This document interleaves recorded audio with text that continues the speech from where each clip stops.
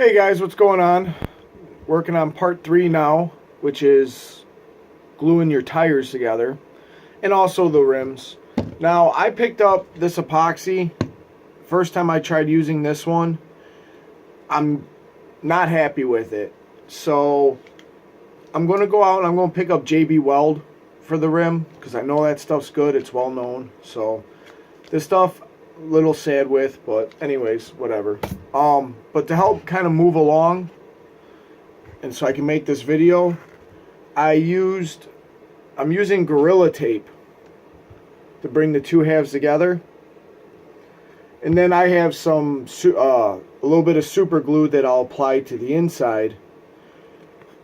And then I'll take strips of Gorilla and go across right here, thin ones, and it's just holding the rim in place while I move on.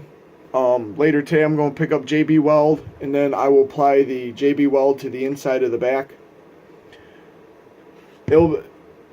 I'm pretty sure it'll hold up fine. Like I said, these are going on a mud truck, so I'm not going to be flying around at 60 miles an hour or anything like that. You know, it'll be mainly creeping through mud, so I'm not worried about the rim coming apart. Plus, Gorilla Tape, man, that stuff is strong. So let's move on, not waste some time here. But once you get your rim in place and it's epoxy together,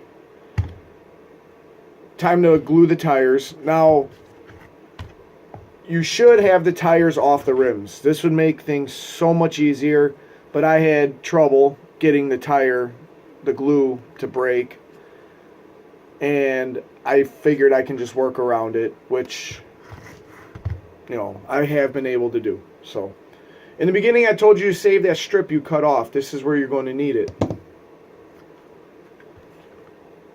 I already did this one. I need the one I didn't do. There we go. We'll fold this out. Tuck it in. Tread on the inside. You're turning it inside out. And you're just going to let that kind of just hang out and sit right there for a minute. Make sure your rubber's clean. You don't got no shavings all over it. Now I'm using shoe goo. I'm using black. And I'm going to apply it right around the lip.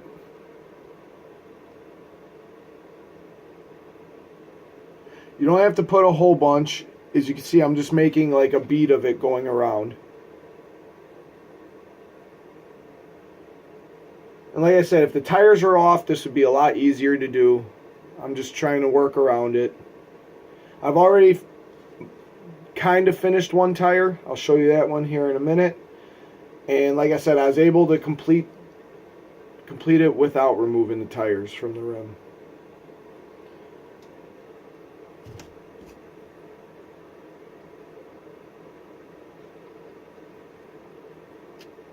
Alright, you're going to fold this back over.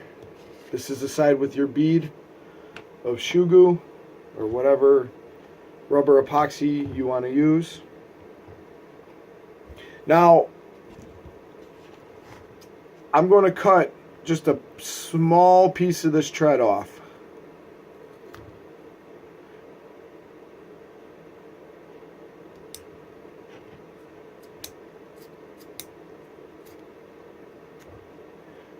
And I'll show you why in just a second here. Hold on to that little piece you cut off.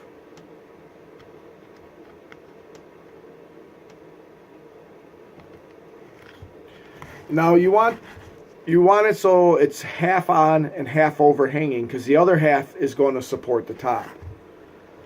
So let's just go around. Make sure it's pretty even.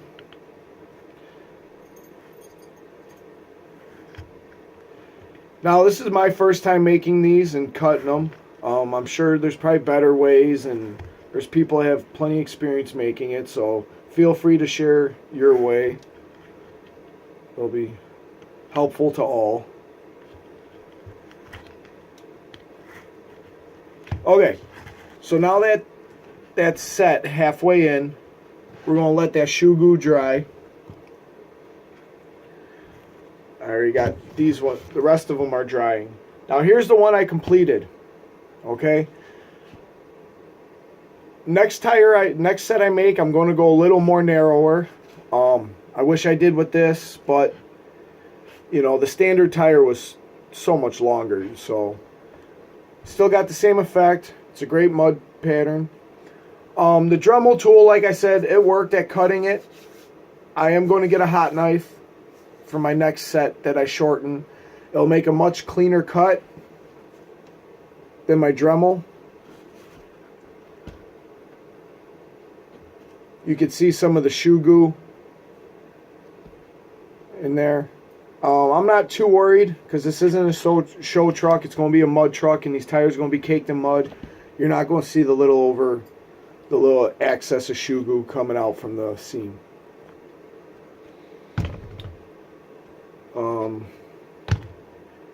Here is one that's been drying for a little bit. Get your foam.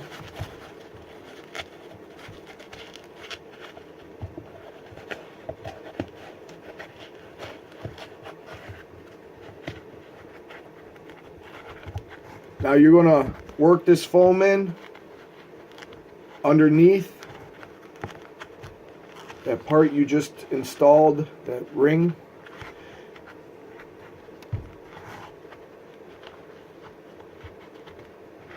It's going to be kind of a pain. Like I said, if the tire was removed from the rim, this would be a lot easier.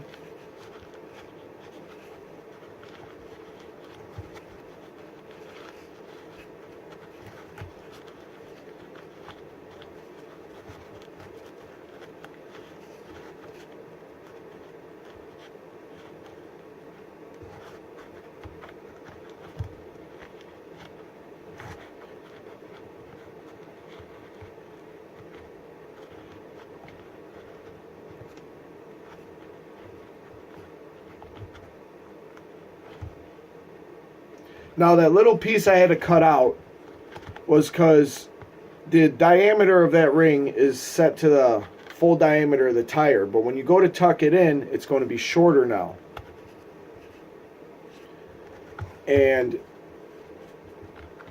it'll be hard to glue in place the way it is. So you cut the notch out, and now you got, after you put the foam in, it spreads it apart, and you save that piece you cut out, and then you just tuck it in, put the shoe goo on it, and then slide it into place now that it's more pushed out from the foams. Is that the piece I cut? Try to hold on to the actual piece you cut. Don't mix them up.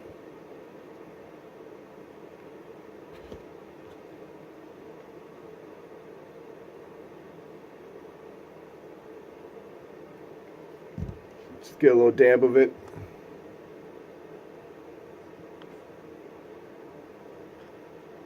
Find its spot.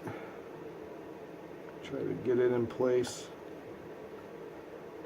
Actually, this one, I'm just going to fill this gap with, it's such a small gap, I'm just going to fill it with the shoe goo.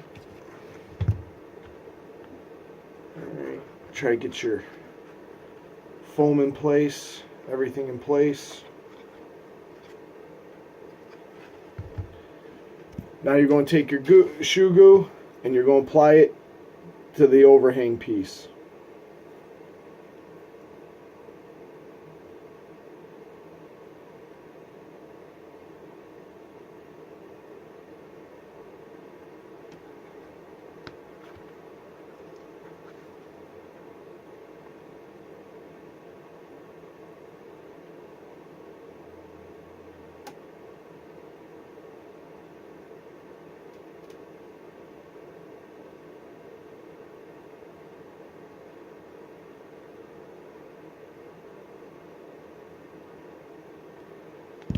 Okay.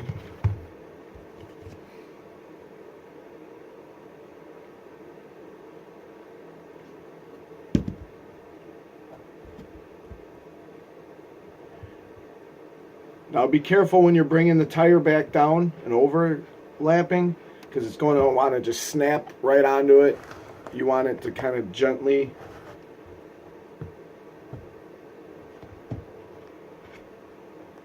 go over. You don't want it to like make a mess.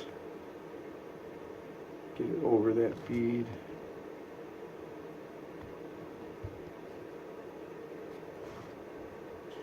Oh, silly mistakes to look out for. The first time I glued a rim together, I didn't think about lining the treads in place to where they're countering. So after I had it glued, I looked at it and the treads were lined up together instead of staggered. And I had to quickly rip it apart before the epoxy set. And then that's when I realized this epoxy sucked, because it came off no problem. So maybe it was a blessing in disguise that I realized that I didn't line the tread up properly. And I'll pick up some JB Weld.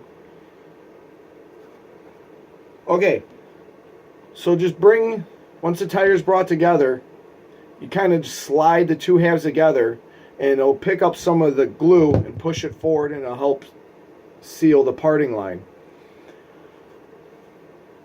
If you use something like X-Acto knife or a hot knife or something, you would have a very clean cut. It would bond together. You wouldn't have no gaps. But I used a Dremel tool, and I found in certain areas I'll have kind of a gap. So I've just been filling that with the shoe goo just to help secure it. And then when you're done, the shoe goo grips pretty quick. And there you go. Now I'm going to finish up these, and I'll do a video showing them on my mud truck build. So you guys have a good one. I'm going to make me a cup of coffee and then finish these tires. See ya.